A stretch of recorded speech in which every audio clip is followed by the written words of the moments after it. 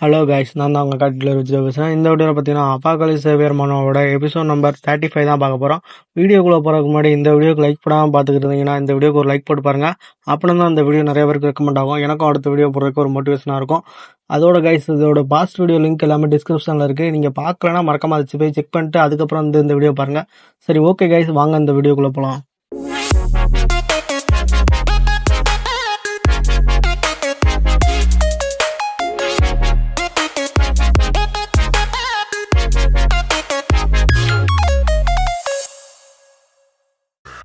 Guys, last வீடியோவில் பார்த்தீங்கன்னா நம்ம ஹீரோ பார்த்தீங்கன்னா அவன் முன்னே அச்சீவ்மெண்ட்டுக்கு அந்த இருந்துட்டு எனக்கு படுக்கையில் பாதி இடம் உனக்கு தான் அப்படிங்கிற மணிக்கு, அதுவும் பார்த்தீங்கன்னா என்கிட்ட இருக்க மொத்த ரிவார்டு உனக்கு தான் அப்படின்னு இல்லாமல் ஒரு 3 ரிவார்டை நம்ம ஹீரோவுக்கு கொடுக்குறேன்னு சொல்லியிருக்கோம். அது என்னதை சூஸ் பண்ணுறான் அப்படின்னு சொல்லிட்டு நம்ம இப்போ பார்க்கலாம். ஹீரோவும் சொல்லிட்டு அந்த ரிவார்டை பார்க்குறான். பார்த்துட்டு வா, இதில் எல்லாமே குட் ரிவார்டாக இருக்கு, இதில் எதெல்லாம் சூஸ் பண்ணுறதுன்னு எனக்கே தெரியல, எல்லாமே ஹை குவாலிட்டியாக இருக்குது. அதோட அயன்கானு, அப்புறம் chromatic light, fighting cap, fighting soul, memory book, இது எல்லாமே இருக்குது. அடுத்தடுத்து ரிவார்டு கொட்டி கிடக்கு அப்படின்னு ஹீரோவும் பார்க்குறான். பார்த்துட்டு இது சரி, எபிலிட்டி உடனே இது இன்க்ரீஸ் பண்ணுற போர்ஷன் தானே, இந்த போர்ஷனை வேணால் சூஸ் பண்ணலாமா, இந்த போர்ஷனை உடனே நம்மளோட டிஎன்ஏவும் மொத்தமாக அப்படியே இன்க்ரீஸ் பண்ணி விட்ருவோம், அடுத்து வேறு லெவலுக்கு நம்மளோட டிஎன்ஏவை எடுத்துகிட்டு போகலாம் அப்படிங்கிற மாதிரி ஹீரோவும் பார்த்துட்டு, சரி இது விலை மதிக்க முடியாத பொருளாக தான் இருக்குது, பேசாமல் இதே சூஸ் பண்ணிடலாம், என்ன ஒரு லக்கு, நமக்கு இந்த மாதிரி லக்கெல்லாம் அடிக்க நான் நினச்சி கூட பார்க்கல அப்படின்னு நினச்சிட்டு அந்த ஏஐட்ட நம்ம ஹீரோவும் நான் இந்த ஒன்றை சூஸ் பண்ணுறேன் அப்படின்னு சொல்லிட்டு அந்த அப்கிரேட் போர்ஷனை சூஸ் பண்ணியிருப்பான். அந்த ஏஐ வந்துட்டு கேண்டிடேட் கன்யூ, நீங்கள் எபிலிட்டி போர்ஷனை சூஸ் பண்ணியிருக்கீங்க, இன்னமும் நீங்கள் நிறையா ரிவார்டை சூஸ் பண்ணலாம் அப்படின்னு சொல்ல, அப்போ வார்கார்டோட வெப்பனை நம்ம ஹீரோ பார்க்குறோம். அது பார்த்தீங்கன்னா லெவல் 4 இருந்தால் தான் யூஸ் பண்ண முடியும். அது பார்த்தீங்கன்னா எனிமியோட அட்டாக் கட்டும் 95% பார்த்தீங்கன்னா சேதத்தை குறைச்சி விட்டு நம்மளை காப்பாற்றி விட்டுரும். அதாவது ஒரு டிஃபென்சிவ் வெப்பன் மாதிரி நினைக்கிறேன் கைஸ். அதோட பார்த்தீங்கன்னா நமக்கு எக்ஸ்ட்ராவாக 30 டைம்ஸ் பார்த்தீங்கன்னா அதிகமான ஸ்ட்ரென்த்தை கொடுக்கும். அது மட்டும் இல்லாமல் இதில் யூஸ் பண்ணுறதுனால நமக்கு பார்த்தீங்கன்னா நிறையா பெனிஃபிட்டும் இருக்குது. இப்போ ஹீரோவும் பார்த்தீங்கன்னா இந்த ஃபைட்டிங் சோல் மெமரி புக்கு பார்த்தீங்கன்னா அதை பார்த்தீங்கன்னா பார்க்குறான். அது பார்த்தீங்கன்னா இன்ஸ்டண்ட்டாக ஃபைட்டிங் டெக்னிக்கெல்லாம் கற்றுக் கொடுக்குறதுக்கு ஹெல்ப்ஃபுல்லாக இருக்கும். நிறையா நேரம் சண்டை போடும்போதே நான் நிறையா விஷயத்தை கற்றுக்கிடுவாங்க இல்லையா, அந்த மாதிரியான புக்கு தான் இது. ஆனால் இவ்வளோ வேல்யூவான ஐட்டம் பொருளெல்லாம் இங்கே இருக்குது, நான் இதில் எதை செலக்ட் பண்ணுறதுன்னு எனக்கு தெரியலையே அப்படின்னு சொல்லிட்டு ஹீரோவும் ரொம்ப கஷ்டப்படுறான். அதுக்கப்புறம் பார்த்தீங்கன்னா அந்த ஏஐ அப்படியே சோல்வ் பண்ணிட்டு போக அந்த ஏஐ பார்த்தீங்கன்னா நிறுத்து இது பர்னிங் பிளட் ஐட்டம் தானே அப்படின்னு சொல்லிட்டு ஹீரோ இதை செலக்ட் பண்ணுறான்னு சொல்லியிருப்பான்.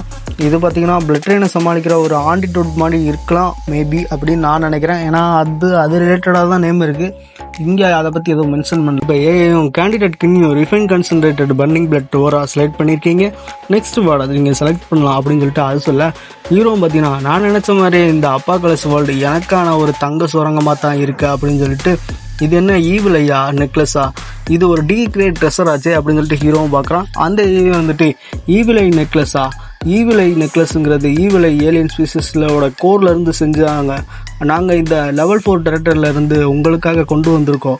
ஈவில் ஐ யூசர்ஸ், அப்புறம் இலிசன்ஸ், அப்புறம் அதுக்கப்புறம் மைண்ட் கண்ட்ரோலிங், இந்த மாதிரி எதுவாக இருந்தாலும் சரி ஈவில் ஐ நெக்லஸ் யூஸ் பண்ணுறது மூலயமா அந்த ரியாக்ஷன்லேருந்து நம்ம தப்பிச்சிடலாம். அது மட்டும் இல்லாமல் மைண்ட் கண்ட்ரோலிங்லேருந்து நம்மளை காப்பாற்றும். ஹீரோவும் இதை கேட்டுட்டு, இது வரைக்கும் நான் பாஸ்ட் லைஃப்பில் இந்த மைண்ட் கண்ட்ரோலிங் எபிலிட்டியால் கொஞ்சம் கஷ்டப்பட்டிருக்கேன், இதை சமாளிக்கிறது கஷ்டம்தான், பட் இந்த மைண்ட் கண்ட்ரோலிங் எபிலிட்டி ஒரு தடவை நம்மகிட்ட இருந்துச்சுன்னா நம்ம எதை வேணாலும் சமாளிக்க முடியும்னு நினச்சிட்டு அப்படி பார்க்க, அப்போ அங்கேருந்து பார்த்தீங்கன்னா எல்லோரும் டெஸ்ட்டை முடிச்சுட்டு வந்திருப்பாங்க. ஹீரோவும் அவங்கள பார்த்துட்டு நீங்கள் என்ன சூஸ் பண்ணியிருக்கீங்க அப்படின்னு கேட்க, அப்போ அந்த மிலிட்ரி மேன் இன்னும் நான் ஸ்பேசியல் ரிங்கை சூஸ் பண்ணியிருக்கேன் அப்படின்னு சொல்லியிருப்பான். இது பார்க்க நல்லா இருக்குது, ஆனால் இது எப்படி யூஸ் பண்ணுறது தான் எனக்கு தெரியல அப்படின்னு அவன் சொல்ல, ஹீரோவும் பார்த்தீங்கன்னா எனக்கு தெரியும், இது ஒரு ரேரான ஐட்டம் தான், இதுக்குள்ளே நம்ம ஏதாச்சும் பொருளை தூக்கி போட்டோம்னா அது பத்திரமா டைமென்ஷன் போர்ட்டலுக்குள்ளே இருக்கும், நம்ம தேவைப்படுறப்ப எடுத்துக்கலாம் அப்படின்னு சொல்லியிருப்பான். இது கிட்டத்தட்ட பார்த்தீங்கன்னா ஒரு பாக்கெட் டைமண்ட்ஸ் மாதிரி தான், எங்கே வேணாலும் கொண்டு போய்க்கலாம், ஆனால் இதை கொஞ்சம் நேரம் என் கையில் நீங்கள் கொடுத்தா நல்லாயிருக்கும் அப்படின்னு சொல்லிட்டு ஹீரோ கேட்க, அதுக்கு அந்த கேப்டன் சன்னு வந்துட்டு என்ன இவர்கிட்ட வந்து நீ இதை ஆட்டையை போடலாம் பார்க்குறியா அப்படிங்கிற மாதிரி கேட்க, அதுக்கு ஹீரோ வந்துட்டு எனக்கு தேவைன்னா நீங்கள் எல்லாரும் சேர்ந்து என்னை தடுத்தாலும் கூட நான் அதை எடுக்கிறத அவங்க யாராலையும் தடுக்க முடியாது, ஆனால் இன்ஃபேங் என்னோட நண்பன், அப்படிப்பட்ட நண்பனுக்கு நான் எப்போவுமே துரோகம் பண்ண மாட்டேன் அப்படின்னு சொல்லிட்டு ஹீரோவும் சொல்லியிருப்பான். அதுக்கு மேஜர் என்ன வந்துட்டு பரவாயில்ல பொறுமையாக இருங்க கைஸ், நான் உண்மையில் உன்னை நம்புகிறேன், நீ எல்லாத்துக்கும் மேலே நீ தான் என்னோட உயிரை காப்பாற்றின, அதுக்கு நீ எனக்கு இதுதான் வேணும் அப்படின்னு கேட்டால் கூட கண்டிப்பாக நான் அதை கொடுத்துருப்பேன் அப்படின்னு அவனும் சொல்ல, ஹீரோவும் உங்களுக்கு என் மேலே ரொம்ப மரியாதை அதிகம் தான், பட் பரவாயில்ல நீங்கள் எதுக்கும் கவலைப்படாதீங்க, நான் உங்கள் மோதிரத்தை பறிச்சிக்க மாட்டேன், நான் அந்த மாதிரி ஆளும் கிடையாது, நான் திருப்பி கொடுத்துருப்பேன் அப்படின்னு சொல்லிட்டு அவனும் சொல்லியிருப்பான். இப்போ தான் கைஸ் இவனோட பிளானே என்னன்னு சொல்லிட்டு புரிய வருது. அவன் பார்த்தீங்கன்னா இதை ஆட்டை கூட பார்க்குறேன் கேட்டிருப்பான் இல்லையா, அதுக்கேற்ற மாதிரி பார்த்தீங்கன்னா இவனும் இதை பார்த்தீங்கன்னா டூப்ளிகேட் எபிலிட்டி யூஸ் பண்ணி டூப்ளிகேட்டை மாற்றி அதை ஆட்டையை போகிறதுக்கு பதிலாக அதை டூப்ளிகேட் பண்ணி ரெண்டாக்கி ஒன்று அவன் வச்சுக்கிட்டு இன்னொன்று அவன்கிட்ட கொடுக்கலாம் அப்படின்னு பிளான் பண்ணியிருப்பான். இப்போ லின்னுவும் மற்றவங்களும் அப்படியே சாக்கில் ஆடி போயிருப்பாங்க. அப்போ கேப்டன் சன்னு வந்துட்டு டேய் எப்புட்றா ரெண்டாக்கலாம் அப்படிங்கிற மாதிரி பார்க்க ஹீரோவும் அட நான் இதை பாதிலாம் ஆக்கலைங்க, இது என்னோட டூப்ளிகேட் எபிலிட்டி யூஸ் பண்ணி ரெண்டாக்கியிருக்கேன், அதாவது ஒரிஜினல் ப்ராடக்ட்டை அப்படியே சேம் டைப்புக்கு என்னால் இன்னொரு ஒரிஜினல் ப்ராடக்ட்டை கிரியேட் பண்ண முடியும், இதனால் ஒரிஜினல் ப்ராடக்ட்டுக்கு எந்த பிரச்சனையும் வராது அப்படின்னு சொல்ல இப்போ கேப்டன் லின்னூர் வந்துட்டு ஆசம் ஸோ அமேசிங் அப்படின்னு சொல்ல அப்போ பார்த்தீங்கன்னா ஹீரோவும் எல்லாரும் அவங்க ட்ரெஸ்ஸரை கொஞ்ச நேரத்துக்கு என்கிட்ட கொடுக்க முடியுமா அப்படிங்கிற மாதிரி அவனும் கேட்டிருப்பான்.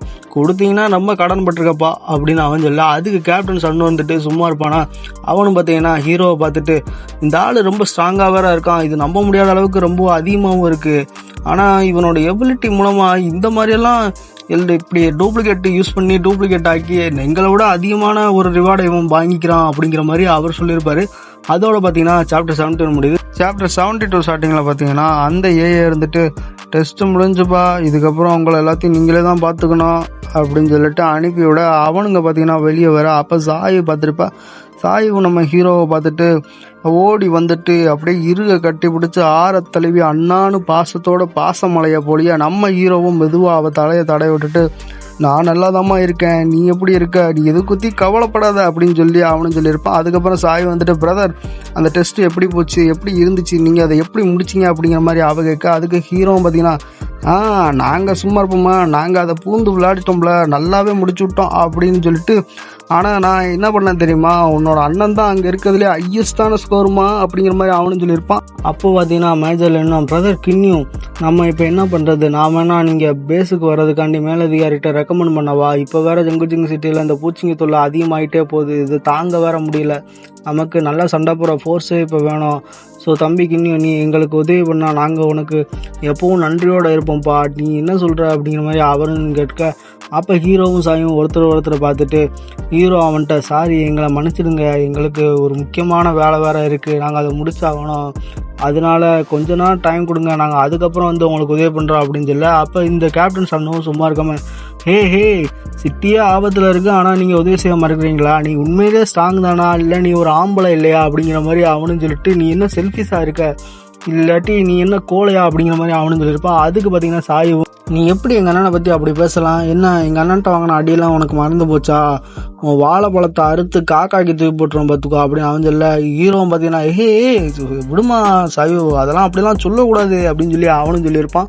அப்போ அந்த கேப்டன் சண்முகிட்ட நம்ம ஹீரோ பார்த்தீங்கன்னா நீ எனக்கு லெக்சர் எடுக்கணும்னு அவசியமே இல்லை, அதோட நான் மற்றவங்களுக்கு உதவி செய்யணுங்கிறது என்னோட ரெஸ்பான்சிபிலிட்டியும் இல்லை, அது மட்டும் இல்லாமல் நாங்கள் உங்களுக்கு அந்த சண்டையில் இருந்து சண்டை போட்டால் அப்புறம் உங்களோட தலைவர் எங்களை ரூல் போட்டு எங்களை அவரோட பவரை யூஸ் பண்ணி எங்களோட பவரை அப்யூஸ் பண்ண பார்த்தானா நாங்கள் என்ன பண்ணுறது, அது நிச்சயமாக நடக்கக்கூடிய விஷயம் தானே, என்னதான் ரூலர் நல்லவங்களாக இருந்தாலும் எப்போ யார் எப்படி மாறுவாங்கன்னே தெரியாது, உங்கள் ப்ராப்ளத்தை முடிக்க வேண்டியது உங்களோட பொறுப்பு, அது எங்கள் தலை மேலே கட்டாதீங்க, நீங்கள் ஒன்று பண்ணுங்கள், அந்த ராணி பூச்சியை பிடிச்சி அதை கொள்ளுங்க, அதுக்கப்புறம் இந்த எவாலுவேஷன் மொத்தமாக முடிஞ்சு போயிடும், அதோட நீங்கள் இப்படி பண்ணுறதுனால ஜங்குஜிங் சிட்டி ஆபத்துலேருந்து பாதுகாக்கலாம், இன்னும் எனக்கு தெரிஞ்சு இந்த ஜங்குஜிங் சிட்டி சர்வே ஆகிறதுக்கு இன்னும் 1 மாதம் கிட்ட இருக்கும்னு நினைக்கிறேன் அப்படிங்கிற மாதிரி அவன் சொல்லியிருப்பான்.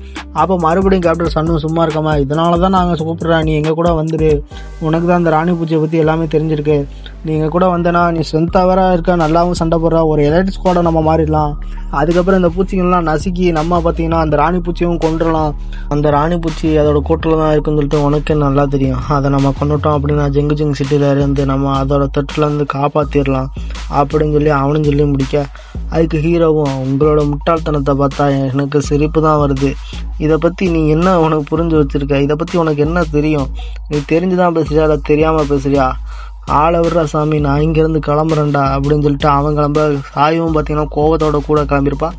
அதோட இந்த சாப்டர் முடியுது கைஸ் இந்த வீடியோ எப்படி இருந்துச்சு சொல்லிட்டு மறக்காமல் கமெண்ட் செக்ஷனில் கமெண்ட் பண்ணுங்கள். இந்த வீடியோ பிடிச்சிருந்தா லைக் பண்ணிட்டு சேனலை மறக்காமல் சப்ஸ்கிரைப் பண்ணி வச்சுக்கோங்க.